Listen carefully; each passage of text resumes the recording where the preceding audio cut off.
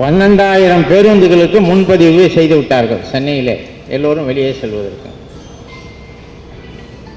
நம்மிடம் இருக்கக்கூடிய spare bus முழுவதற்கும் முன்பதிவு முடிந்து விட்டது. அதற்கு மேலும் ஆயிரக்கணக்கான பயணிகள் இருக்கிறார்கள். அந்த பயணிகளை பார்த்தவுடன் 300 ரூபா போடுற டிக்கெட்டை 600 ரூபாங்கிறான் பிரைவேட். பாதித்தவர்கள் அவ்வளோதான் அதிகம். அப்போ அவங்க என்ன சொல்கிறாங்க, எங்களுக்கு பஸ் விடலை. சரி, நம்மகிட்டையும் பஸ் இல்லை.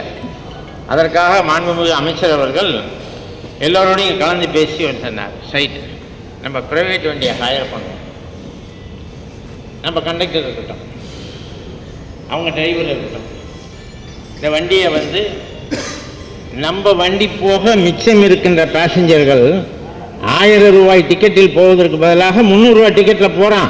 அது பொதுமக்களுக்கு நன்மையா இல்லையா?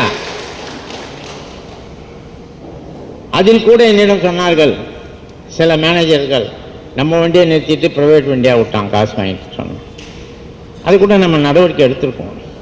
அப்படி ஒன்றும் எலிசவாத்தனமாக தனியார் மையத்துக்கு நாம் விட்டுடுவோம்னு நீங்கள் நினைக்காதீங்க. அப்படிலாம் செய்ய மாட்டோம்.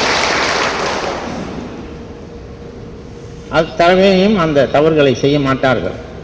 அவசரத்திற்காக சில நடவடிக்கைகள் எடுக்கும் பொழுது நாமும் அதை புரிந்து கொண்டு செய்யக்கூடிய நிலைமையில் இருக்க வேண்டும்.